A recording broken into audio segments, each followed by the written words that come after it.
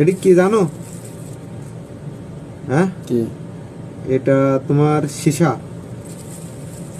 আসার পরে দেখিস নাকি? এটা দেখো নি? না এটা সৌদিরা মানে অনেক খায়, সৌদি ছেলে মেয়ে মানে সবাই এটা খায়। এটা কিন্তু তোমার যে ভাবতে পারো এটা গাজার মতো বা এর মতো না, এটা গাজার মতো এর মতো না, এটা তোমার সিগারেটের চাইতেও মনে করো যে ক্ষতি কম।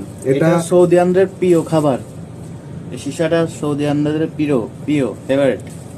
তোমার মনে করো যে এটা ডবল আপেল, এটা আছে আপেল দিয়ে বানানি। এই যে ফ্লেভারটা দেখতেছো, এই ফ্লেভারটা তোমার আপেল দিয়ে বানানো, আপেলের চুষা দিয়ে মানে মেশিং এ পর্যায়ে আপেলের চুষা বা আপেল দিয়ে আর কি তৈরি।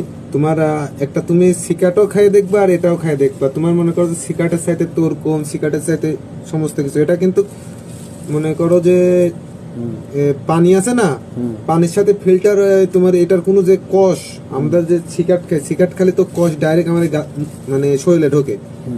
এটা খেলে কিন্তু ডাইরেক্ট তোমার শরীরের ভিতরে কষটা ঢুকতে পারবে না। তোমাকে আমি দেখাচ্ছি এটা বানাইনি, এটা তৈরি করে নিতে, এটা তৈরি করতে একটু সময় লাগে। বেশি খাবো না, অল্প করেই খাই, করে জায়গায় খাওয়া সম্ভব না।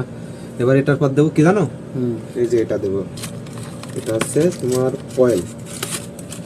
এই অয়েলটা দেবো, এই অয়েলটা এইভাবে দেবো, এইভাবে দিয়ে দিলাম। এটা শেষ, এটার কাজ শেষ এখন, ঠিক আছে? এখন এদিকে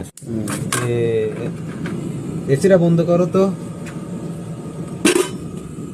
অত টাকা পয়সা তো নেই সৌদির মতো যে কয়লা পুরানোর মেশিন কিনবো বা ই করবো, আমরা অত টাকা কামাইও করি না।